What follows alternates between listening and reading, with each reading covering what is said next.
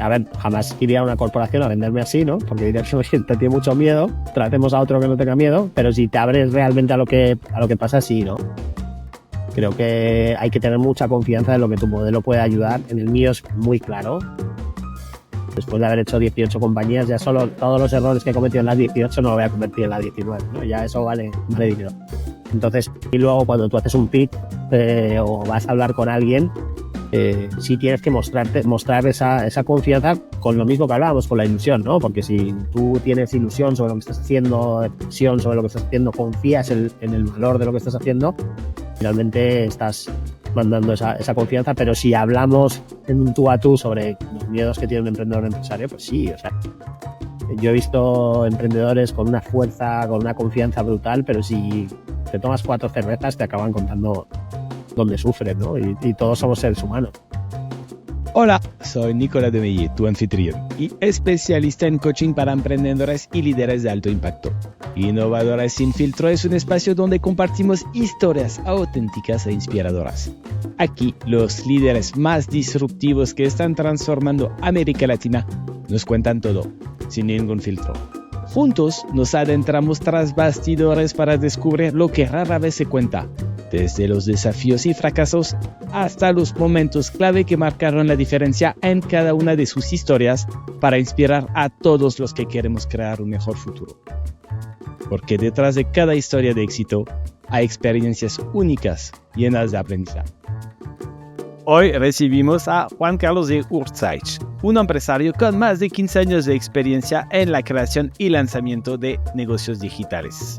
Actualmente lidera Cococo Ventures, un corporate venture studio que ha jugado un papel clave en el lanzamiento y desarrollo de más de 14 startups, ayudando a grandes corporaciones a descubrir nuevas fuentes de ingresos y a reinventarse.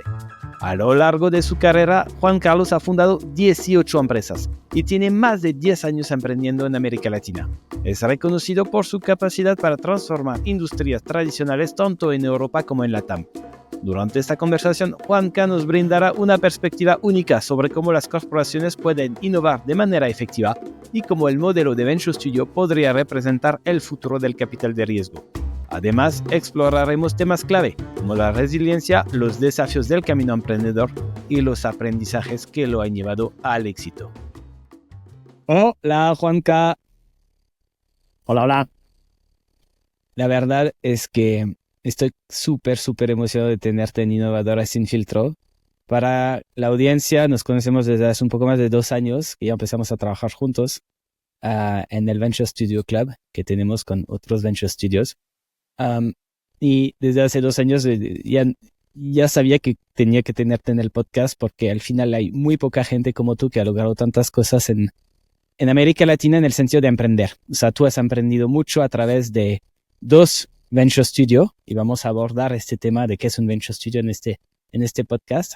Eres español y ahora se me hace raro que un francés esté entrevistando a un español, pero bueno, has trabajado muchísimos años en México y ahora estás de regreso en Madrid, pero sigues trabajando a distancia en México, América Latina. Entonces, tengo muchísima admiración por todo lo que has logrado y también conociéndote sé que tienes muchísimo que compartir.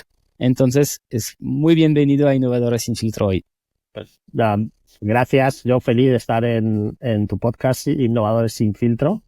Lo he escuchado casi todos los capítulos y la verdad, pues no sé si podré aportar mucho, pero ya sabes que encantado de estar contigo en este espacio. Un francés y un español hablando de Latinoamérica. Va a estar divertido seguro. Creo que de las cosas que más admiro de ti es tu humildad, o sea, que no dices, no sé lo que voy a aportar y sé que tienes mucho que aportar, entonces no tengo muchas dudas sobre esto. Entonces, si quieres un poco, como sabes, Innovadores Sin Filtro nos interesa mucho saber tu historia personal, de dónde vienes, qué te hizo llegar a hacer lo que estás haciendo ahora. Entonces, si nos puedes contar un poquito de tu historia, de dónde vienes, cómo estudiaste, qué te hizo tener la idea de fundar un Venture Studio. Pues, a ver, súper rápido. Soy español, nacido en Madrid, aunque mi apellido es súper vasco, del norte. Llegué a México en 2015. Mi track record anterior, pues yo estudié primero economía, la dejé casi sin terminar en el año 4 y después empecé marketing y publicidad. Se unieron esas dos cosas muy raras y trabajé mucho en consultoría estratégica, que se llama ahora, e innovación, que antes era marketing digital, ¿no? Y estuve trabajando para marcas como Coca-Cola, Danone, en marketing digital pues hace 20 años. No, 20 son muchos quizá, 15. ¿No? Aterricé en México con una empresa española, 2014-2015. México no tenía Amazon, no existía Uber. Parece que es hace mucho, pero es hace 10 años, ¿no? Pero sí ya había un ecosistema emprendedor que estaba empezando a surgir, varios fondos, algunas startups, mucho talento. Y comencé con esta compañía hasta que me di cuenta que había una forma de hacer consultoría estratégica, pero que se ejecutaran los proyectos, ¿no? Que eso es, yo creo que el motivo, el inicio de por qué nos metemos a esto del Venture Studio, ¿no? Hacemos muchos proyectos, diseñamos muchas cosas, conceptualizamos, ideamos, pero casi nadie sale a validarlos, casi nadie sale a construirlos y menos a fondearlos, ¿no? Y se me hizo algo muy interesante.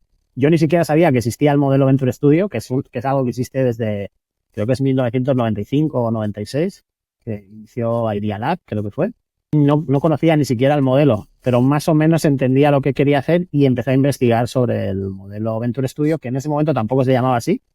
Era Venture Builder, tenían nombres diferentes, no había ningún canal donde documentarte sobre eso. Y comencé mi primer corporate, le llamamos Corporate Startup Generator. O sea, ni siquiera sabíamos que existía ese concepto. Se llamaba Beta, y digo se llamaba porque creo que ya pasó a mejor vida. Y estuve con él yo creo 2016-2017 hasta 2020, que fuimos adquiridos por un banco grande. Y después modificamos un poco el modelo, ¿no? Y ya creamos Cococo Ventures, que soy nuestro Corporate Venture Studio, que ahora seguro tenemos tiempo para hablar sobre el modelo de Venture Studio y la parte más corporate, ¿no? Uh-huh. Claro, pero antes de llegar a esto, y me encanta que se llamaba Startup Generator, o sea, creo que es buen nombre también en lugar de Venture Studio. Pero tú llegaste a este mundo del emprendimiento, ¿tenías ya unas ganas o una es familiar? ¿Por qué te volviste emprendedor? Pues digo, en mi familia nadie sabe a lo que me dedico. Digo, eso creo que le pasa a todos los que trabajamos en startups, VC, innovación. Pero sí, el gen emprendedor viene de familia, ¿no? O sea, mi padre es empresario, que es lo mismo que era lo que llamamos emprendedor hoy. Y siempre, pues desde pequeños hemos visto ese estilo de vida, ¿no? Trabajo continuo, trabajar los sábados, trabajar los domingos, sentir cierto tipo de pasión por lo que haces. Creo que por ahí iban un poco las cosas, pero realmente yo había vivido una vida corporativa, entre comillas, agencias, estudios, mucho antes. Y el chip ese emprendedor, la verdad me surgió en México, porque cuando llegué se me abrieron muchísimo los ojos sobre muchas cosas y me di cuenta que había cantidad de oportunidades increíbles que puedes diseñar desde el inicio, ¿no? A través de una empresa. Y eso fue lo que me hizo. Y bueno, también no tenía familia en ese momento, que no tenía hijos y eres muy valiente. Y era muy joven y no tenía el pelo blanco, ¿no? ¿Pero qué te hizo dar el brinco de trabajar en corporativos, en agencias, hasta ya montar tu propio negocio? Pues creo que fue la valentía de estar en otro país. O sea, es la realidad. Creo que estaba muy cómodo, muy cómodo, pero ese salto de ir de un país a otro, ya había vivido en Francia y demás, pero ese salto hacia otro país me hizo más valiente, creo. Y la realidad quería construir cosas propias, era lo que hablábamos antes, ¿no? De muchos proyectos que has diseñado con un equipo y nunca se han ejecutado, ¿no? Y ganas de decir, oye, esto que sí estoy diseñando realmente tiene sentido en el mercado, la gente pagaría por ello. Entonces creo que fue más ese el sentido de conseguir completar eso, ¿no? Uh-huh. ¿Y qué viste en México? Tú hablaste estabas viendo muchas oportunidades en México y creo que, y te lo pregunto porque hay muchísimos emprendedores en América Latina que son extranjeros, ¿no? Y que vienen a estos países porque a veces, y a mí me pasó, ¿no? Llegamos y decimos, wow, todo lo que existe, por ejemplo, en Francia, no lo tiene México. Entonces, es un país que está creciendo, que se está desarrollando, de un momento a otro van a necesitar lo que existe, por ejemplo, en Europa. Y es un poco la base de que muchos emprendedores extranjeros, porque vienen a América Latina, ven oportunidades, ven un potencial de desarrollo enorme y mucho más grande que en sus propios países, ¿no? De origen, ¿no? Pero a ti, ¿qué estabas viendo quizás en México, en América Latina, que no estabas viendo o que pensabas que no podías hacer en España? Pues mira, varias cosas. La primera es la cantidad de población. Y ya no hablamos de Latinoamérica. O sea, México, digo, para los datos soy muy malo, pero creo que va a 130 millones aproximadamente. Y hay otros 20 o 25 millones de mexicanos en Estados Unidos, ¿no? O sea, casi 150 millones de posibles consumidores. En una población mayoritariamente joven, que su primer acceso a Internet es con un teléfono, ¿no? No han pasado por la computadora o el ordenador, para los españoles.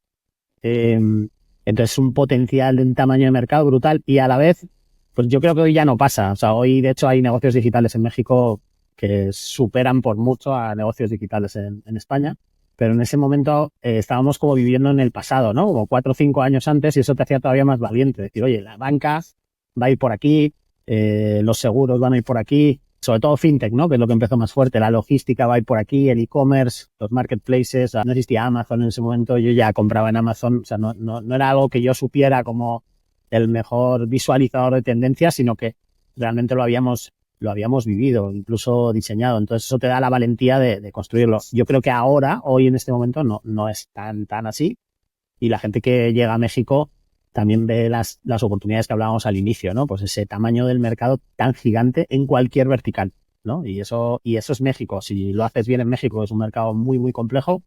De ahí está Colombia, Chile, Argentina, Perú, bueno, pues todo Latinoamérica que puede ser súper, súper valioso, ¿no? Teniendo el mismo idioma, que es lo que a ti no te pasó, pues se hace muy fácil, que es de lo poco en lo que nos parecemos el idioma, ¿no? Pero era más fácil, ¿no? Ujú. Y para ti, ¿qué fue lo más difícil? O sea, el momento de emprender en un país que no es el tuyo. Yo creo que para mí lo más difícil fue entender cómo se hacen los negocios en... Es que no me gusta decir Latinoamérica porque es muy típico de europeo decir Latinoamérica y Latinoamérica es gigante. Incluso México es gigante, pero la forma en la que se hacen los negocios en México son muy diferentes a cómo se hacen en Europa, ¿no? Parten mucho más de confianza, de network, quizá que lo que pasa en Europa. Y para mí eso fue un reto porque estaba quizá acostumbrado a que me dijeran sí o no, si algo les gustaba o no les gustaba, y de repente pues aquí era sí en muchas ocasiones cuando era un no oculto. Y es un tópico, ¿no? Pero realmente sí eso fue un reto para mí y después seguramente pues el talento, ¿no? El adquirir talento y convencerles de un proyecto que era medio hoy, casi nadie lo entiende y en ese momento nadie lo entendía, ¿no? Entonces atraer talento emprendedor hacia un proyecto así requiere mucho esfuerzo. Ujú. Recuerdo que fue la pregunta que hice a un mentor hace 10, 12 años, cuando empecé también a emprender y le dije, a ver, no entiendo, en México no sé cómo, cuándo es el no, ¿no? O sea, que me dicen que sí a todo y él era un empresario, ¿no? Un gran empresario en México. Me dijo, ese río, dijo, o sea, no, pues nos pasa a nosotros también, o sea, Sí, nos pasa, es normal, ¿no? sí, Pero tú, lo que ajá, pasa que, y perdón, te corté ahí, pero lo que sí es cierto es que también me di cuenta que cuando es un sí, pues son tremendamente emprendedores, toman muchos riesgos y eso hace que las cosas vayan más rápido en general, ¿no? Y eso creo que es una diferencia muy fuerte entre, no digo Europa, pero España y México, ¿no? Que el empresario que sí tiene éxito trata todo. Hay otros que no, evidentemente, que son más conservadores, pero hay perfiles que no son tan conservadores y eso pues acelera mucho la innovación, ¿no? claro. Y tú, este tema de entender qué es un no y qué es un sí, ¿cómo lo superaste? ¿Tienes estrategias ahora para que podríamos aprender de ti, ¿no? Para entender qué significa realmente el sí y cuando al final puede ser un no. Pues ojalá la respuesta, pero yo creo que sí construir la relación con alguien de una manera un poco diferente y no es tanto la propuesta de valor, el precio de lo que lo quieres vender y cuál va a ser el intercambio de valor, sino primero ese fit personal, incluso empresarial, creo que es fundamental en México y digo, me puedo equivocar, pero creo que es importante primero y que esa relación se convierta en pues, un nexo de confianza que acabe terminando en un negocio. Y a veces la confianza simplemente va porque valoras el talento de otra persona o la trayectoria o los proyectos que estás haciendo. Y no creo que ni siquiera sea malo, al contrario, o sea, se convierte en un ambiente en ocasiones un poco raro, pero en otras ocasiones más respetuoso. Ujú. Tú decías que al final una gran diferencia de hacer negocio en América Latina o en México es el tema del networking, ¿no? De tener esta red de contactos que así, que de dónde nace la confianza para hacer negocio contigo. Tú no tenías esto. ¿Cómo empezaste a establecer esta red? Bueno, la realidad es que yo llevaba ya cuando yo emprendo el Venture Builder, yo ya llevaba 2 años en México y además había estado viajando casi un año completo. Sí tenía el network. Primero, pues como extranjero, cuando llegas a un país, el network de tu propio país. Y la realidad es que España, en México en particular, pues está muy bien posicionado, ¿no? Desde bancos como BBVA, Santander, son españoles, empresas, Naturgy, Gas Natural, todas estas que están trabajando ahí. Hay una comunidad muy grande, que es una red, además de seguridad, que te conecta con el país. Entonces yo en ese momento ya tenía pues mi propio network, ¿no? Ok, entonces lo hiciste de esta manera. Entonces, tú estás en el Startup Generator y ya fundas Beta. Un poco, ¿cuál fue la historia o la idea de Beta? Pues al inicio ni se llamaba Beta, tenía un nombre feísimo, que no voy a decir porque yo soy malísimo poniendo nombre. Y lo que hacíamos, incluso empezamos ayudando startups, porque era la forma que creíamos que podíamos ayudar. Yo había estado haciendo mucha tecnología, aunque no soy técnico, había estado haciendo tecnología. Muy rápido me di cuenta que ayudar a startups con eso no iba a pagar la renta. Y empezamos de manera casi orgánica a ayudar a ciertos corporativos en fases que ni siquiera sabíamos que eran de Venture Builder, o sea, de ideación, de validación, de construcción. Y ahí fue el momento en el que empezamos a investigar, o empecé a investigar para ver qué construíamos y cómo lo construíamos. Y el modelo era Venture Builder, pero hacia corporaciones, ¿no? Y ese fue una historia muy breve porque se conceptualizó súper rápido porque teníamos un cliente incluso al que queríamos hacerle algo que nos había propuesto y se convirtió en eso, ¿no? No digo de rebote, pero podría ser que sí. Encontramos un modelo que encajaba mucho con lo que queríamos hacer y era pues una compañía no muy grande que pudiera aportar mucho valor, pero quizá 1, 2, 3, 4, como mucho 5 startups al año. Pero ahí cometimos, yo creo, el primer error. eh, y fue que, pues claro, como veníamos del mindset de prestar servicios, pues lo hacíamos como servicios, ¿no? Que al principio pensábamos que era algo muy bueno, pero pues después no era tan bueno porque el incentivo que teníamos nosotros para que el negocio funcionara pues era muy bajo. Si funcionaba bien y si no funcionaba pues seguíamos ganando dinero, ¿no? Entonces ahí fue cuando empezamos a repensar mucho el modelo y como un Venture Studio pues le tiene que doler mucho el equity que tiene, ¿no? Si es que tiene equity. Entonces ahí cambiamos el modelo que fue también el salto al modelo que tenemos hoy donde hoy hacemos todavía menos proyectos, de 3 a 5, ahora digo por país porque tenemos 2 países, pero de 3 a 5 al año por país y muy enfocados en el éxito. De hecho, nosotros si la startup no tiene éxito, o digo, no me gusta tanto decir startup, pero el nuevo negocio digital corporativo, si tiene éxito, nosotros ganamos dinero. Si no tiene éxito, no vamos a ganar dinero y creo que esa es la base del éxito. Otra de las cosas que yo quería hacer desde el inicio es meterme en los proyectos, ¿no? Y eso como que casi nadie lo entendía, ¿no? ¿Por qué te vas a meter tú en los proyectos? No porque sea mejor o peor, sino porque creo que cuando tú vas a construir un negocio, que es algo muy importante, pues qué mejor que tú y tus socios meterte de lleno en el negocio para que sea un éxito. Ahora eso le llaman que boutique, ¿no? Yo en ese momento tampoco sabía que se llamaba boutique, entonces podríamos decir que tengo un Corporate Venture Studio Boutique, ¿no? Porque me gusta meterme en los negocios. Es cierto que somos varios socios y cada uno tenemos fortalezas en cada una de las fases y así lo hacemos, ¿no? Claro. A ver, y solo para resumir todo esto, porque creo que es bien importante entender las etapas. Tú empezaste a vender servicios de tipo Sí. consultoría para ayudar a los corporativos a idear nuevas soluciones, ¿no? Innovaciones. Y te diste cuenta al final que no había tanto incentivo para ustedes. Podías hacer casi una propuesta de una empresa que no iba a ser la buena, pero a ti no te importaba porque te pagaban por el servicio. Donde cambio es cuando dijiste, no, al final nosotros necesitamos, y está para dar mejor servicio a nuestros clientes, tener un incentivo y así nos volvimos nosotros también socios de la empresa que estamos creando. ¿Es correcto? Pues, es correcto. Hay 2 partes. He dicho la negativa y la negativa es, oye, si no funciona sigo ganando dinero, pero es que si funciona no ganas nada de todo lo que se construyó, porque finalmente esa startup puede crecer y tener un valor muy alto y tú no compartes ese valor y has sufrido los primeros 24 meses, ¿no? Que esa es una parte del modelo, ¿no? Que estamos los primeros 24 meses. Hay muchas diferencias. Creo que uno de los puntos fundamentales aquí en este modelo es, oye, ¿qué tan diferente es del Venture Capital? ¿Qué tan diferente es de una aceleradora, de una incubadora? Y por qué lo hacéis así, ¿no? Y creo que esa parte es importante. Sí, vamos a entrar en estos detalles. Y quizás antes de entrar en estos detalles, más me gustaría entender un poco de cuántas empresas, con el primer Venture Builder que tuviste con Beta, ¿cuántas empresas has montado?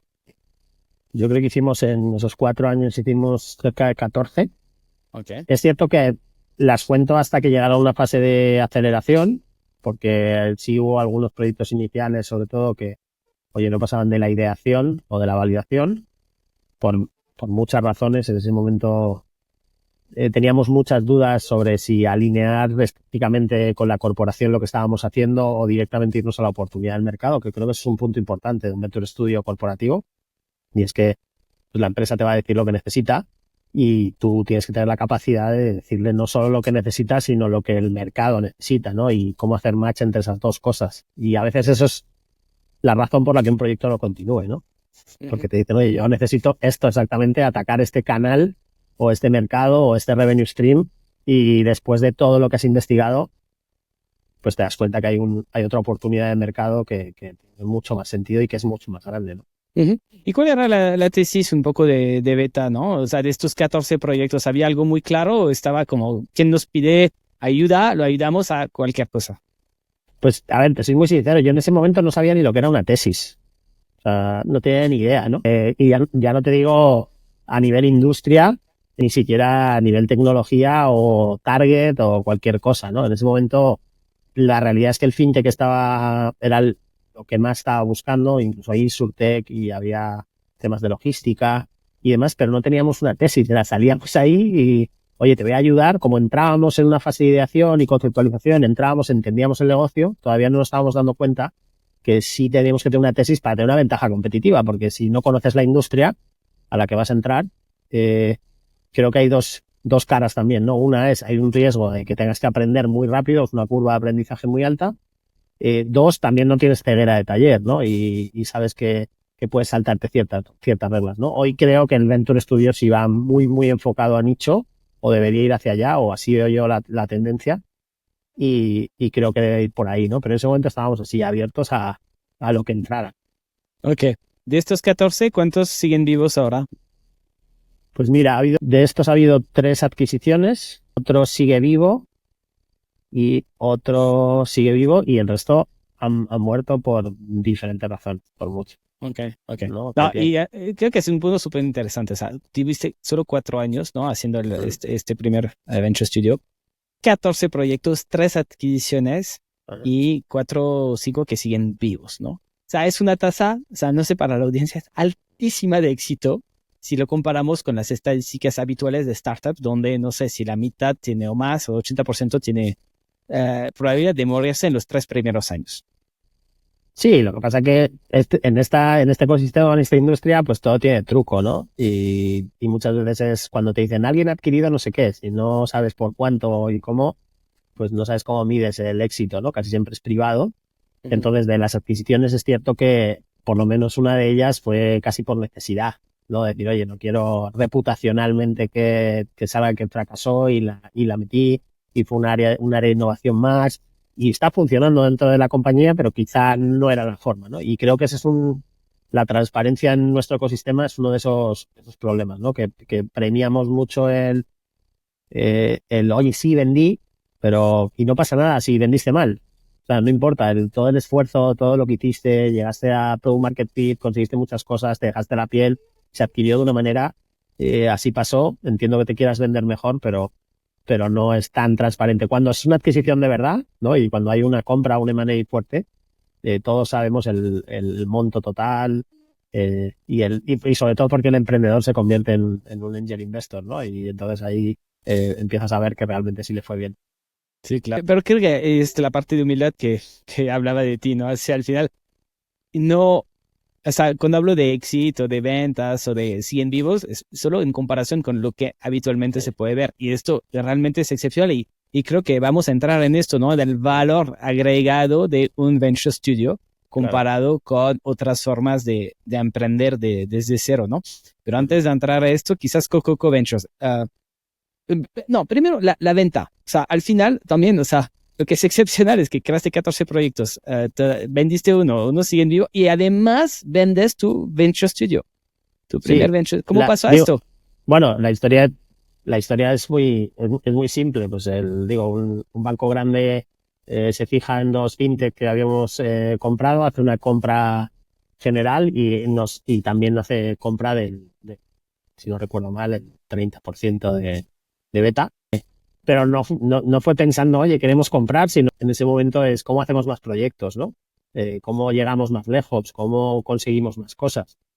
Y eso pasó un año antes o 6 meses antes de la pandemia, ¿no? Que la pandemia rompió todo y nos hizo, en el caso de nuestro tipo de negocios, a repensar mucho qué teníamos que hacer y cómo lo teníamos que hacer, ¿no? Entonces, de nuevo, los éxitos de las compras y las ventas no son tan bonitos en ocasiones cuando te metes bien y lo detallas, pero sí aprendimos mucho en el proceso sobre qué cosas sí tenemos que hacer, qué cosas no tenemos que hacer y de nuevo, pues una fase más, ¿no?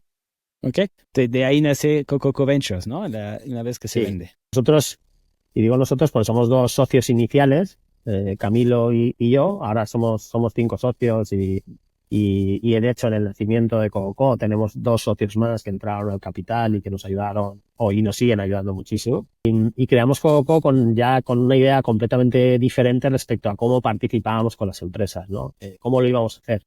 Y era pues convirtiendo el éxito y el fracaso, teniendo equity que se convierte en un success fee a 2-3 años y haciendo ahora sí 2 o 3 proyectos, ¿no? Porque siempre tienes la intención de hacer 2 o 3, pero viene uno más y dices, ¿cómo no lo hago? Entonces sí tratamos de hacerlo así, participar bien en el equity, no armar equipos a lo bestia y tengo 90 personas en este equipo y 90 en el Venture Studio, sino tratar de tener una metodología muy sólida que te permita realmente hacer cosas con tecnología y digital que te permita escalar. O sea, yo creo que casi entrenamos en beta y salimos a jugar en Coco, ¿no? Hay mucho aparte que se puede mejorar, evidentemente, pero así nació. Y nació en 2020 la idea, se empezó a ejecutar en 2021 y no sé ni cómo nos atrevimos, porque era medio de pandemia, yo a punto de ser padre, pero bueno, son esas cosas que haces una vez y luego echas la vista atrás y dices, no lo repetiría jamás, ¿no? Sí, claro, me hace pensar en esto que leí hace poco, que decía, si tus sueños no te dan miedo, entonces es que tus sueños no son bastante grandes. No, pero yo creo que era inconsciente antes de ser padre. Pero no lo pensé tanto. Sí. Y hablaste de un poco de los aprendizajes del primer Venture Studio que aplicaron en el segundo. Sí. ¿Cuáles fueron estos grandes aprendizajes, además de vamos a hacer menos proyectos, ¿no? O sea, pasar de 2 a 3 al año? Pero ¿qué otros aprendizajes tuviste que ahora estás aplicando en Coco Ventures? Pues mira, yo creo las 2 cosas más importantes. La primera es el talento que tienes dentro. O sea, un Venture Studio creo que es una fábrica de emprendedores brutal. O sea, ya no solo los que contratas para dirigir las startups, sino toda la gente que finalmente entra a trabajar en un Venture Studio, en su mente está emprendiendo. En su mente está montar su negocio o armar su negocio. Entonces, creo que quizá en Beta pudimos cuidar mucho más al talento que teníamos o guiarles mucho mejor, si es que sabíamos, porque de Beta han salido muchos emprendedores. O sea, hay startups que han levantado capital, que están funcionando, que son gente que tenía muchísimo más talento incluso que Camilo y que yo, y que están trabajando. Otros que eran súper emprendedores y se cansaron y se fueron a corporación, o peor, a consultora. Sí, porque sí, pues, emprender es complicado. Pero en general, creo que atraer buen talento es la única manera de hacerlo. Y digo, suena cliché lo de atraer buen talento, pero realmente sí le tienes que dedicar como emprendedor un Venture Studio, creo que debe ser la primera tarea, ¿no? Traer gente que tenga muchísimo potencial. Que hablaremos si el tipo de talento emprendedor de un Venture Studio es mejor o peor que el emprendedor que emprende solo. Creo que simplemente está en otra fase vital, pero creo que es la misma persona. Y es el primero de los aprendizajes. El segundo fue más enfocado a nosotros, como hacemos evento de estudio corporativo, o sea, creamos negocios de cero, corporaciones, además no alinear, o sea, alinearnos estratégicamente con lo que necesita una compañía, porque si no es imposible hacerlo, pero no tanto hacia sus necesidades tan concretas, ¿no? Porque quizás sus necesidades concretas no son, ya lo hemos hablado antes, ¿no? Pero no son lo que el mercado necesita. Entonces, sí imponer un poco nuestro punto de vista sobre el modelo de negocio, sobre lo que debería pasar, porque al final somos socios. Y si estamos analizando algo y tenemos experiencia en hacer algo, pues creemos que debería ir por ahí. Entonces, creo que eso nos pasa a todos cuando uno tiene clientes, ¿no? Que quiere contentarlos, pero en este caso no lo puedes hacer, porque eso significa que puede ser el fracaso del negocio, ¿no? Ujú. Y digo, voy a añadir un tercero, porque creo que es importante, y es no minusvalorar, se dice, ¿sí? Minusvalorar a las corporaciones, a la gente que trabaja ahí, ¿no? Es como que, y no digo que todo el mundo lo haga, pero en este ecosistema es como, ¿no? El emprendedor es el que sabe, el startupero, y finalmente te vas a profundizar con este startupero y no tiene ni idea de los pues, unit economics de un negocio tradicional, que es un negocio, y del otro lado hay gente muy, muy valiosa. Ya no te digo el que ha construido el negocio, que ese sí es máquina, sino el resto de los que están por abajo, que creo que es importante. Y eso sí lo metemos mucho en cultura de hay gente, mucha gente en las corporaciones que tienen mucho talento, ¿no? Y que saben muchísimo sobre su negocio, ¿no? Y entonces nos tenemos que acercar a ellos y aprovechar de ese activo, ¿no? Ujú. Ujú.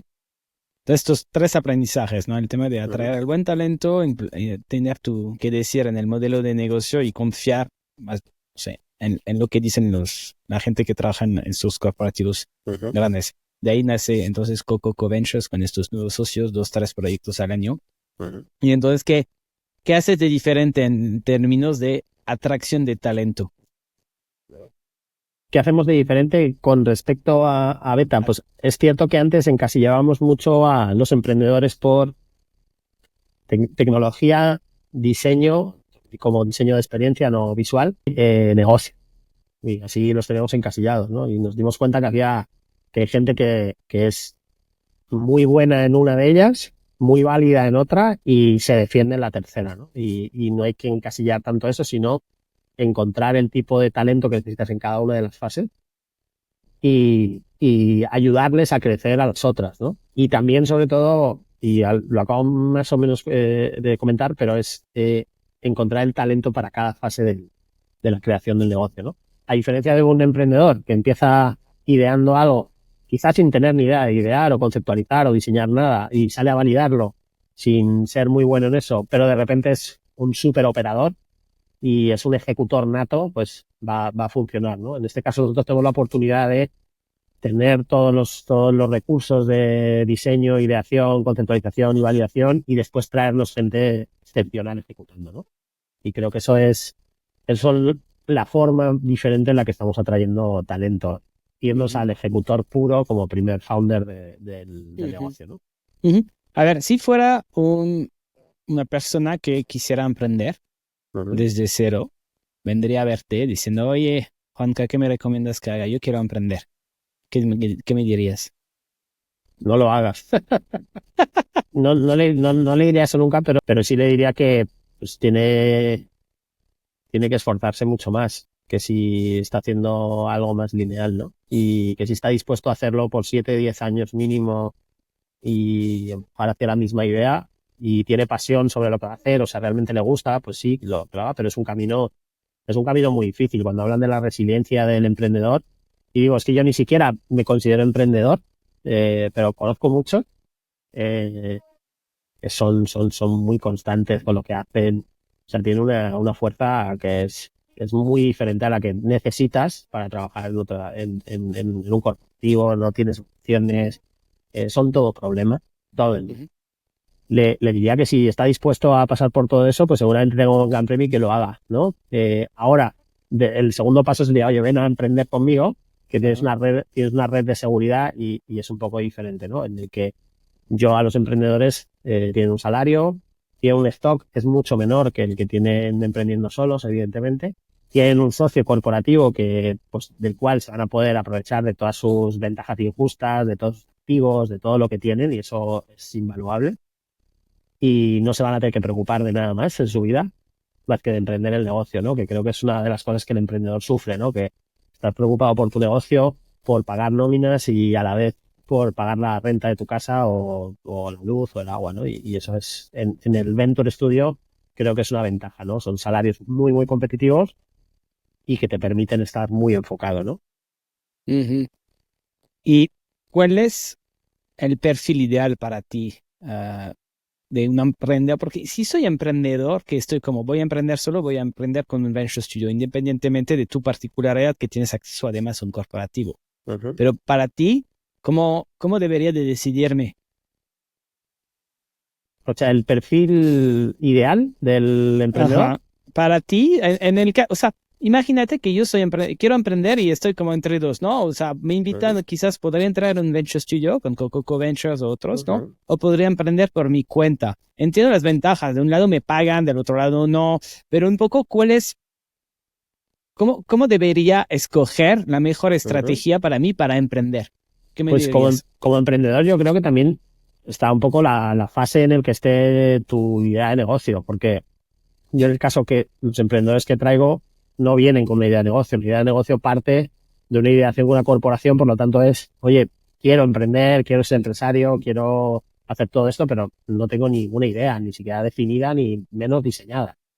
Entonces, cuando el emprendedor ya está en una fase donde tiene una idea diseñada, validada o incluso tiene algo de tracción, no tiene sentido que vaya a un Venture Studio. Levanta capital, mete una incubadora, una aceleradora, o trata de hacer bootstrap, ¿no? Pero esa es, yo creo, la diferencia mayor. Yo creo que traemos a un emprendedor que está en una fase aún en la que no sabe qué va a hacer. Y lo descubre en el Venture Studio y yo cada vez que entran se lo digo, oye, que no me pase otra vez. Cuando vayas a emprender, no me lo digas como si fuera algo malo, dímelo como algo bueno y déjame entrar en tu cap table, ¿no? Que al final ese es el camino.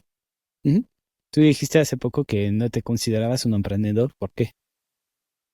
No, o sea, a ver, yo me considero un empresario, que he vendido servicios, que luego he armado otro tipo de negocio, pero no he ido eh, el emprendedor, o lo que yo entiendo como emprendedor ahora, es alguien que está tratando de innovar o disrumpir mucho en un nicho de mercado y a construir una compañía que crezca exponencialmente y que tenga mucho riesgo y que capte muchos usuarios, todo eso. Entonces yo creo que yo no hago exactamente eso. Digo, aunque sufro también mucho como emprendedor, pero no hago exactamente eso, ¿no? Y creo que hay que diferenciarlo bien y darle valor, porque a veces siempre estamos tirando muchas cosas negativas al emprendedor, porque, oye, levantas capital continuamente, son rondas y rondas y quemas y quemas y quemas y quemas, pero es que el objetivo es muy ambicioso.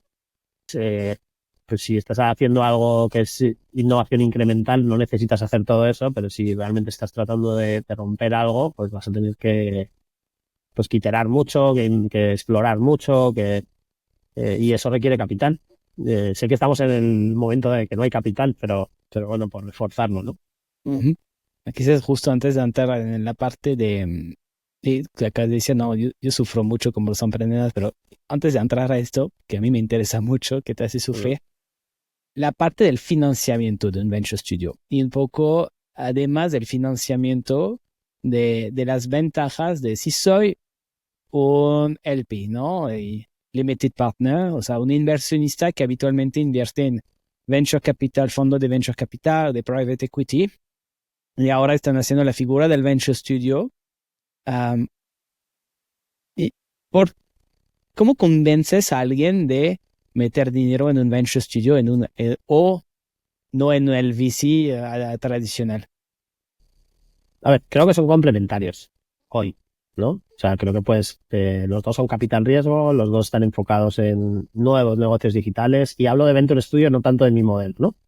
Del Venture Studio tradicional que capta fondos y construye startups, ¿no? Creo que son compatibles, podría invertir en los dos, pero bajo mi punto de vista, creo que el Venture Studio como inversión tiene mucho menos riesgo, porque finalmente controlas mucho más el negocio, tiene un equity más grande para ti, o sea, una inversión en un Venture Studio, en una startup de un Venture Studio nace de cero, entonces la evaluación es cero.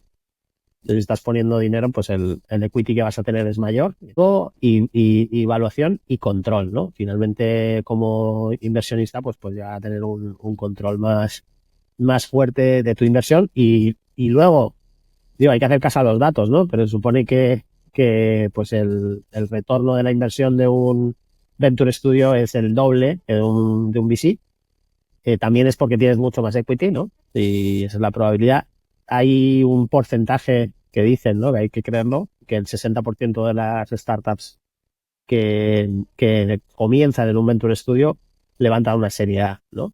Entonces, para un inversor es una salida medianamente sencilla. También hay unos retos, ¿no? En los cap table de los Venture Studio, que lo podemos hablar a profundidad, y es que el emprendedor tiene un porcentaje menor, por lo tanto el Venture Capital le cuesta más emprender, o sea, emprender le cuesta más invertir. Entonces, pues por ahí creo que para el inversor sería una muy buena inversión. Y sobre todo un nicho muy, muy, muy cerrado, ¿no? Quizá el VC, por tener un portafolio grande, a veces no se puede centrar tanto en un nicho muy concreto, y en un Venture Studio, pues sabes que vas a hacer, pues, si inviertes en el Venture Studio y no en las startups arriba, pues en 5 años a lo mejor haces 15 startups, ¿no? De un nicho, quizá una tecnología o algo así muy, muy, muy, muy nicho, ¿no? Y eso creo que también te ayuda a alinear estratégicamente con lo que tú haces, ¿no? Ujú. Es que un venture studio está rompiendo totalmente el paradigma de emprender, que hasta ahora era como una persona que hacía el héroe un poco, que encuentra el problema y que le ve una solución enorme y que va así batallando solito para levantar el negocio, también levantando capital y todo esto. Y del otro lado, los venture capitalists que te dicen todos, nosotros invertimos en el equipo, es lo primero, ¿no? O sea, es el discurso tradicional, que sea cierto o no, pero primero el equipo.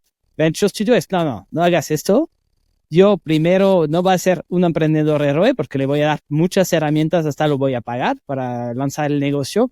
Y además, pues yo te estoy vendiendo más, o sea, un equipo completo, ¿no? En el sentido de que es un venture, inviertes en una empresa en el venture studio o en una empresa de un venture studio que tiene todo esto. Entonces tampoco el equipo o quién hace el negocio es tan importante. Y aquí es donde a veces hay esta falta de comprensión o de los VCs que no entienden muy bien el venture studio aquí, ¿no?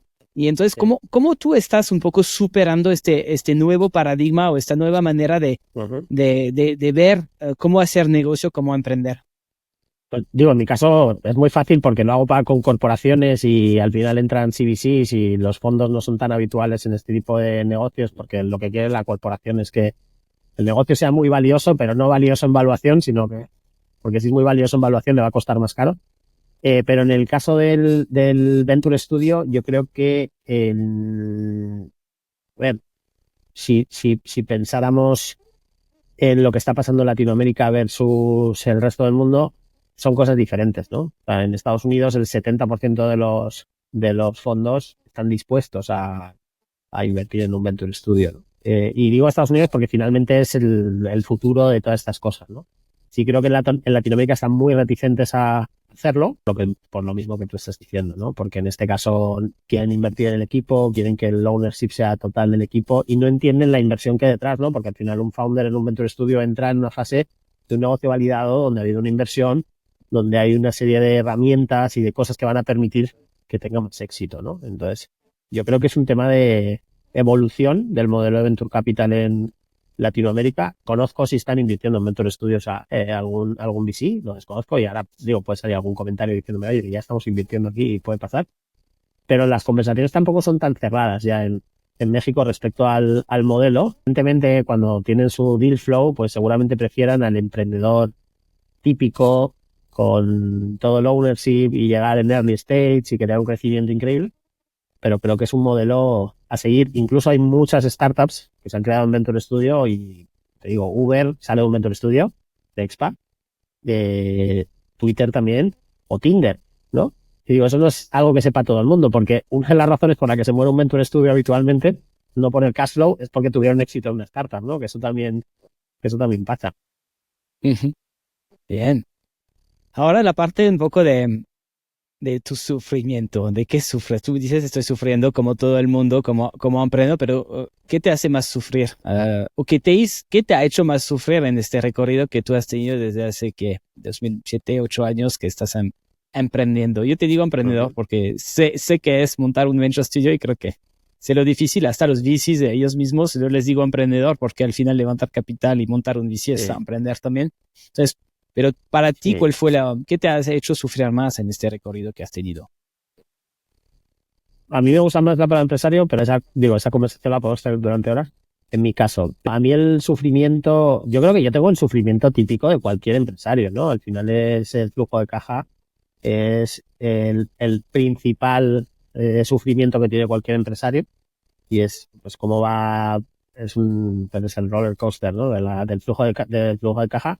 Y después también, pues, todo lo que te pasa con las personas, que eso al final, pues, pasa en cualquier trabajo, ¿no? Pues las relaciones con los founders, los problemas que pueden haber, todo eso es lo que más te puede quemar, bajo mi punto de vista, en cuanto a sufrimiento. Y sufres porque tienes empatía con las personas y porque quieres en ocasiones hacer cosas que van en contra de lo que estas personas necesitan o así, ¿no? Entonces todo ese tipo de cosas son lo que yo creo que son las que más sufres. Incluso, pues muchas veces como empresario o como emprendedor, el centro del mundo es tu proyecto y la realidad es que nadie te está mirando en el mundo. O sea, no le importas más que a tu madre, y a tu mujer si acaso, ¿no? O a tus amigos. Y entonces quieres también que la gente que está trabajando contigo respire ese mismo centro del mundo y a veces no es la prioridad de tu negocio, ¿no? Y con Ujú, eso, digo, sufrimiento por llamarle de alguna manera. Tampoco es que nos estemos siguiendo con un látigo, pero tenemos esa, ¿no? El cash flow. Ujú. Y bueno, creo que el flujo de caja sí es lo que más dudas te genera como emprendedor o empresario. Pero en estos momentos difíciles, ¿cómo lo superaste cuando ya ves, estás como en pánico porque ves que quizás el cash flow se te va a acabar en un mes, 2 meses o ya no tienes nada? ¿Qué, qué te hace seguir? Pues yo siempre se lo digo a mi socio que muchas veces digo, tenemos suerte. Él es primero te preparas, ¿no? Porque tampoco es, oye, el cash flow no llegaste a un mes y vas a morir y te quedan 15 días. Si estás haciendo eso, es muy probable que te mueras, ¿no? O sea, creo que hay que tener una planificación sobre lo que puede pasar y adelantarte al apocalipsis, ¿no? Y creo que ese es un aprendizaje que es básico, ¿no? Y cada uno se prepara antes, ¿no? 3 meses, 4 meses, 6 meses, y hay que construir escenarios. Y creo que es muy importante para cuando tienes ese tipo de problemas. Entonces, a mí lo que me hace seguir, normalmente, yo soy una persona muy simple. Y entonces, si yo creo que hay un problema, construyo la posible solución, 2, 3 escenarios, salgo a probarlos y vivo con la emoción de que ese escenario va a resolver el problema, ¿no? Y entonces me vuelvo a enchufar. O sea, estás ahí abajo y creas esa posible solución, sales, la pruebas y saliste y esa sensación es muy buena y luego te dices a ti mismo, no volvamos a esta situación, hay que crear una estrategia para no volver a esta situación y es probable que vuelvas, ¿no? Y que tengas que tomarte el mismo proceso. mm. Pero ahora, en retrospectiva de estos años emprendiendo, ¿cuál es tu mayor fuerza? ¿Qué te hizo tener el éxito que estás teniendo ahora? No lo sé. Eh, no lo sé, creo que es esa misma. O sea, yo creo que es ilusión. Yo creo que el día que pierda la ilusión por hacer las cosas, pues no sé, armaré un negocio tradicional, eh, o iré a trabajar para alguien, no sé. Creo que es la ilusión de crear, ¿no? Al final en un Venture Studio, y esto lo digo también para quien quiera trabajar en un Venture Studio, estás continuamente creando cosas. Y eso para cualquier ser humano es algo que ilusiona mucho. O sea, quítale los problemas que tiene el CEO del Venture Studio y los socios sobre el cash flow, pero el que está trabajando dentro del Venture Studio, quizá en 3 años ha creado 15 negocios nuevos, quiere decir, se ha metido a industrias que desconoce absolutamente, ha descubierto insights dentro de esas industrias, prototipado cosas, ha creado, las ha sacado al mercado, ha estado con el usuario final, ha creado tecnología, ha innovado, ha hecho muchas cosas y de repente en 5 años te das cuenta que has hecho millones de cosas súper interesantes. Algunas no funcionaron, la mayoría, y otras sí.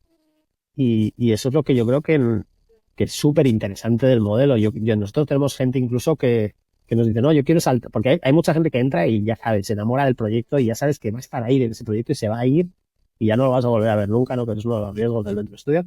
Pero hay muchos que les gusta saltar de proyecto en proyecto porque eso es lo que les emociona, ¿no? Se aburren muy rápido y entonces es continuamente cambio y cambio y cambio. Entonces mucho aprendizaje, creo, ¿no?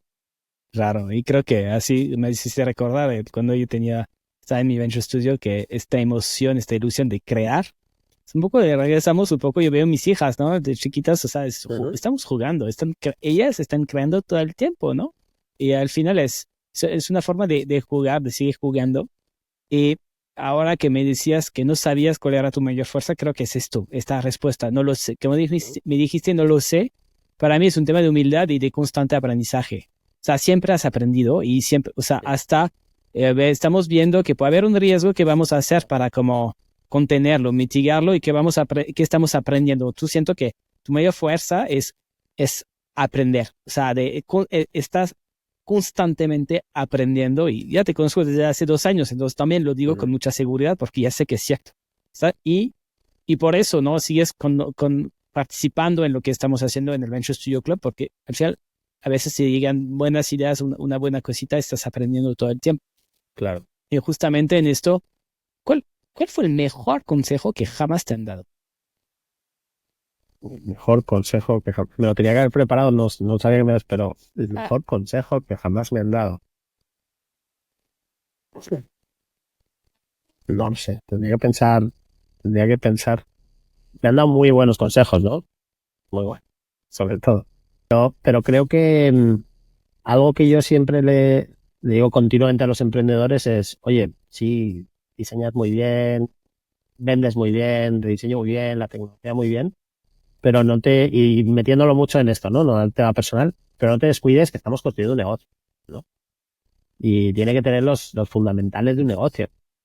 Y creo que eso es algo que hemos perdido un poco el norte, ¿no? Y los fundamentales de un negocio quiere decir que si tú estás armando un negocio, tienes que ser capaz de poder proyectar ese negocio en un P&L, de poder entender cómo está tu cash flow, de saber si estás ganando dinero o no, si lo vas a ganar en algún momento, si vas a tener break-even, si en la inversión que estás pidiendo en algún momento va a tener cierto retorno. Entonces creo que se nos ha olvidado un poco esa parte y ese podría ser un buen consejo para los emprendedores, ¿no? Que también se centren mucho en los fundamentales del negocio, porque al final los negocios existen porque es un intercambio de valor y el intercambio de valor es lo que tú das y te devuelven con dinero y eso tiene que ser negocio entre las dos, ¿no? A ti te tiene que beneficiar, ¿no? Como compañía. Entonces creo que ese es un buen consejo. Que no sé si me lo dio alguien, pero es un buen consejo. Y luego vende todo el día, vende, ¿no? Aprende a vender. Digo, entre yo y mi socio, el que más storytelling tiene es él, ¿no? Pero el que mejor sabe vender es él, pero creo que hay que estar continuamente vendiendo y si tienes esa capacidad, es muy difícil que te vaya mal. Entonces, ¿qué es esto que estás buscando en un potencial emprendedor, su capacidad de saber vender? Sí, o sea, creo que la tiene que tener, no hay otra. Pero creo que el emprendedor que nosotros buscamos le llamamos getting the shit done, ¿no? El que hace las cosas, o sea, el que se encarga de ejecutar. Y creo que eso se detecta súper. O sea, es alguien que sabe lo que tiene que hacer y lo ejecuta. Sé lo que pasa, es como un martillo, o sea, es pam, pam, pam, pam todo el tiempo, ¿no? Y ese creo que es un emprendedor muy valioso. Evidentemente, hay otro perfil que tiene que ver más con tecnología y que es absolutamente necesario y que puede ser más visionario o ser más ejecutor, pero creo que en el inicio de un negocio de nuestro tipo en un Venture Studio, ya has diseñado un modelo de negocio, lo has validado, lo estás construyendo. Lo que necesitas es salir al mercado a por ese famoso product market fit y eso solo consigue un operador nato. Y desde que empezaste a Beta y ahora Coco Ventures, ¿hay algo que harías diferente? Sí, yo creo que sí. Yo creo que digo, es que yo sí pivoteé, que es la famosa palabra, pero yo sí pivoteé el modelo. Pero sí, creo que hubiera empezado global, ¿no? Desde el inicio. Y creo que las herramientas existen, ¿no? A veces pensamos incluso nosotros los que nos dedicamos a innovación y hacemos cosas, pensamos muy local, ¿no? Y finalmente, pues digo, México es gigante. Digo, no tiene diferencias hacer un proyecto en Ciudad de México y uno en Tijuana a tener otro en Bogotá y otro en Madrid, ¿no? O sea, no cambia mucho las cosas. Entonces creo que si tu modelo de negocio desde el inicio tiene esa orientación global, incluso tiene una tesis, ¿no? Que eso es lo que hablábamos al inicio, ¿no? Que yo no sabía lo que era una tesis. Tiene una tesis, oye, ¿cuál es la finalidad de este negocio? Quiero pasarme 50 años aquí, quiero venderlo en 10 años. Si un día me gusta una startup, me voy a meter ahí y voy a salir del Venture Studio. Creo que también una- tendría esos básicos al nacer, ¿no? El cómo va a ser el negocio y hacia dónde lo quiero llevar. Y quizá muchas veces emprendemos negocios en los que ni siquiera sabemos cuál es el camino, o un roadmap mínimo, ¿no? Es un papel donde escribes 4 cosas, ¿no? Eso sí lo cambiaría desde el inicio, digo, ahora sí lo tengo, pero pues han pasado 8 años, ¿no? ¿Y qué sigue para ti?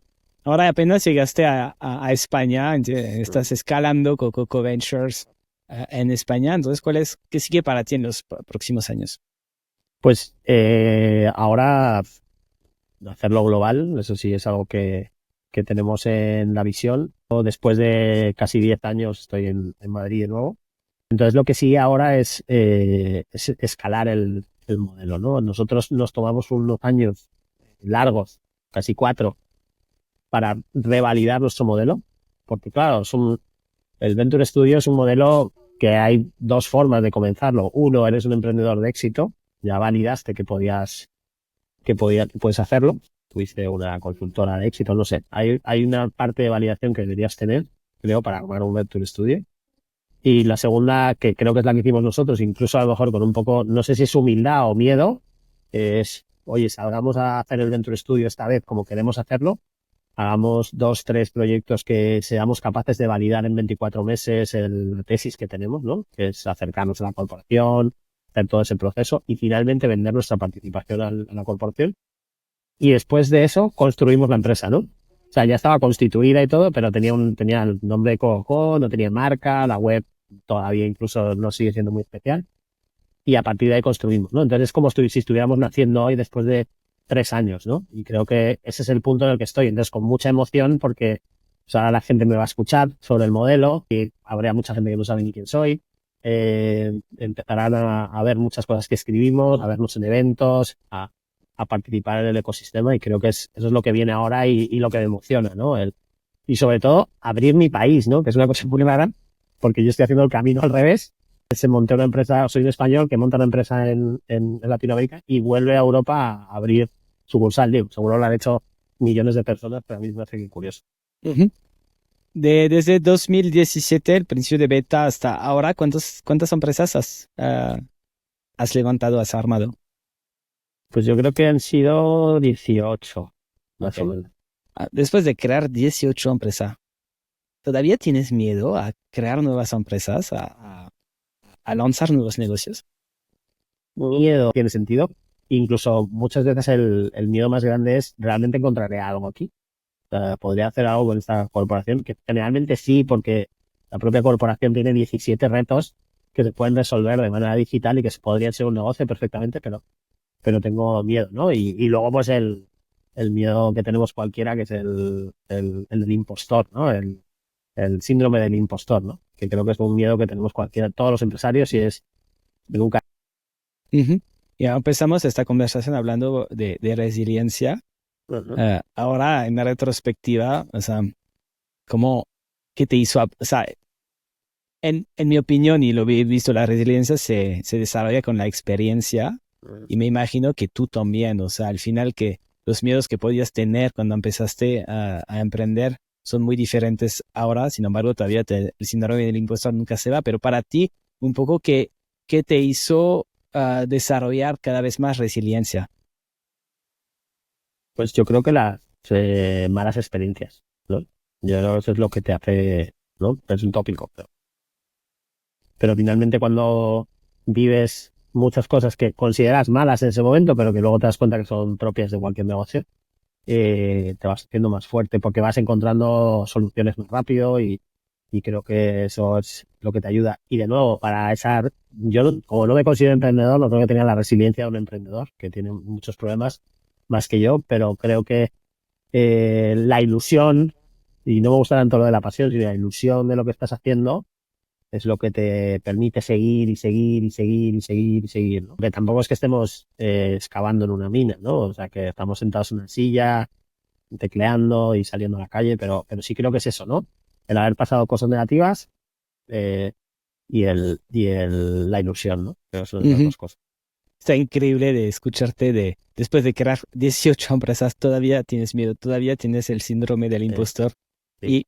Y al final es un poco como a veces la gente fracasa por sobreconfianza, ¿no? Demasiado confianza tú es al revés, ¿no? O sea, a veces podríamos pensar que no tienes tanta confianza y esto te hace como ver todos los riesgos. O sea, hay ventajas a tener el síndrome del impostor. Es que constante aprendizaje, ver siempre los riesgos versus como tener demasiado confianza, que podríamos asumir que tú tienes mucha confianza después de crear 18 negocios y no, sigues teniendo muchas dudas. Sí, a ver, jamás iría a una corporación a venderme así, ¿no? Porque dirían, te tiene mucho miedo, tratemos a otro que no tenga miedo, pero si te abres realmente a lo que pasa, sí, ¿no?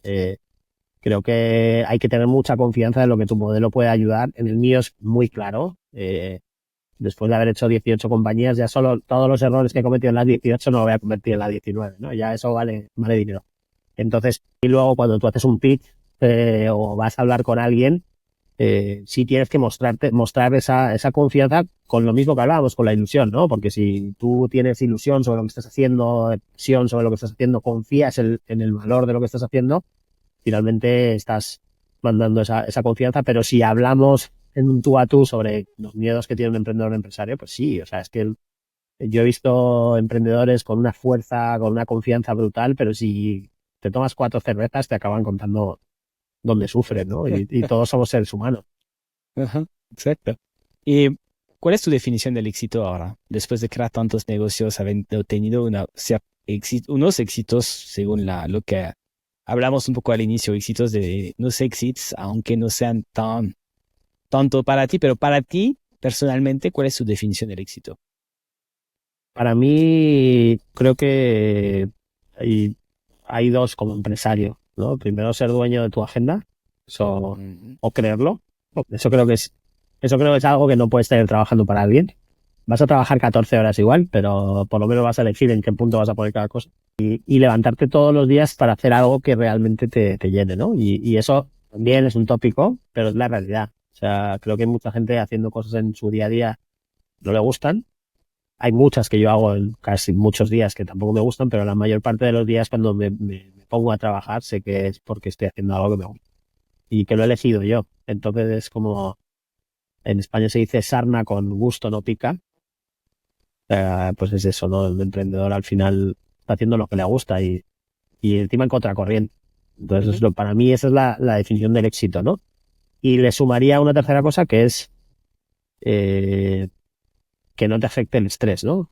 Y eso creo que o que no somatices de una manera tan fuerte el estrés, y eso te lo da los años, creo, en mi caso, ¿no? Que he pasado de tener un estrés súper, súper fuerte, somatizándolo mucho, a empezar a controlarlo. Y eso para mí es éxito. No tiene nada que ver con la felicidad, no tiene nada que ver con eso, ¿no? Que te ilusione lo que haces, ¿no? ¿Y hay algunas prácticas que recomendarías para poder manejar mejor el estrés?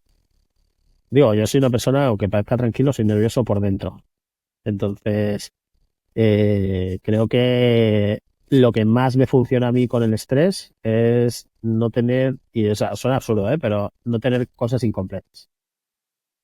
Entonces, eso te hace trabajar mucho más, pero a mí me estresa tener algo no resuelto. Entonces, cuando surge cualquier cosa, trato de resolverlo sin tiempos muertos, sin nada. Si surge un problema, es resolverlo lo antes que puedas. Y digo, eso se podría convertir en un consejo, y digo, es un consejo de mi padre también. Pero si tienes un problema, atácalo, resuélvelo rápido, porque si no, eso te va a generar muchísimo, muchísimo estrés, ¿no? Y creo que eso es lo que hay que hacer continuamente. Y eso te permite dormir tranquilo. Me encanta. Casi acabar con esto. Una última pregunta. ¿Qué pregunta no te hice que te hubiera encantado que te hiciera? Pues creo que me hubiera gustado de profundizar mucho un poquito más, no hay 3 horas, pero en el modelo de Venture Studio, Corporate Venture Studio, incluso si si será el futuro del VC, el Venture Studio, ¿no? Que ese es más espinoso, pero eso podría haber estado bien. No, pues mira, me gustaría no dejar esto sin hablar de esto porque creo que es importante mencionarlo.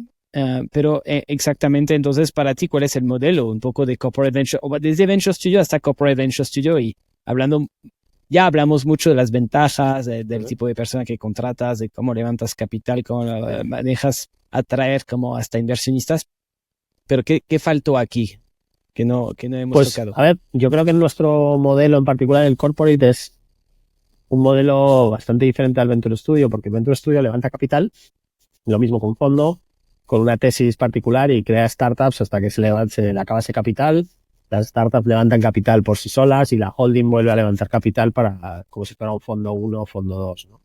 En el caso del corporate es un poco diferente. Levantas capital para la operación, no para construir las startups. Te acercas a corporaciones y las corporaciones al final tienen que innovar de una u otra manera, pero a veces no lo pueden hacer porque tienen el foco en su P&L, ¿no? Y en lo que tienen que hacer. Entonces, en este caso, tienes la suerte de poder enfocarte en lo que estás haciendo y a tu lado tener un modelo de negocio con cierta metodología, velocidad y una tasa de fracaso más baja o de éxito más alta que te permite hacer eso, ¿no? Y creo que ese modelo para construir nuevos negocios digitales en este caso, pues no solo va a tener mucho éxito conmigo, va a tener mucho éxito en general, ¿no? Porque al final las empresas están tratando de conseguir nuevas fuentes de ingresos generalmente o atacar nuevos canales.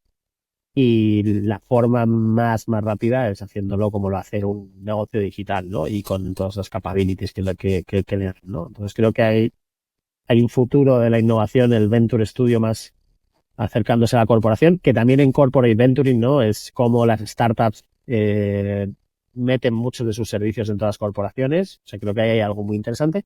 Y en la parte de Venture Studio, pues creo que, digo, no quiero ser tan radical, pero creo que el Venture Studio puede ser el futuro del Venture Capital, ¿no? O de una parte grande del Venture Capital, porque realmente el construir y ayudar en todo ese proceso siento que te genera mucho más control en la inversión que la que te puede dar el Venture Capital, ¿no? Creo que van a ser complementarios, pero creo que el auge del Venture Studio va a empujar mucho, sobre todo en los tiempos donde el capital no hay tanto capital, ¿no? Y creo que por ahí va a pasar. Seguramente me equivoqué, pero si no, para el VC también es medianamente sencillo ir transformándose o tener una pata Venture Studio, que puede ser muy interesante también, ¿no? Buenísimo. ¿Algo más que quieras agregar a este modelo de Corporate Venture Studio, que quizás era importante abordar, que no tocamos? Pues si lo está escuchando una corporación y tiene muchos retos está tratando de digitalizar su negocio core y tiene muchos retos, problemas, iniciativas que quieren hacer por fuera, pues que piensen en este modelo de Corporate Venture Studio, porque les va a ayudar mucho a llegar a esos objetivos que tienen sin desenfocar su operación actual, construyendo una compañía nueva, equipos nuevos con experiencia. Creo que es una forma muy interesante y que además no te tienes que casar con la inversión y poner un tamaño de inversión muy grande, sino que va por fases y vas descubriendo esos problemas, los vas validando. O sea, la inversión es muy controlada y al final pues es un multiplicador de vida esto, ¿no? Porque si tú tienes una empresa medianamente tradicional, aunque se está digitalizando y creas un nuevo modelo digital adyacente a lo que estás haciendo, pues finalmente acabarán uniéndose y el valor de la compañía principal será mucho más. Uh-huh. Y que así es este tipo de modelo, o sea, Corporate Venture Studio se puede aplicar en otros ámbitos, ¿ah? Cuando hablamos un poco de asociarse con estas grandes organizaciones, se puede hasta hacer a nivel más, casi ONG o hasta con gobiernos, o sea, Claro. que una vez que hay un problema bien identificado de parte de la ONG, de la cooperativa, del gobierno, asociarse con un Venture Studio para que le ayude a crear un modelo que que tiene más probabilidades de tener éxito, es una buena estrategia. También creo que es un mensaje súper importante que tenemos que dejar aquí, de que el Venture Studio tiene más probabilidades de tener éxito. Esto tiene que ser muy claro y que la audiencia lo entienda muy bien.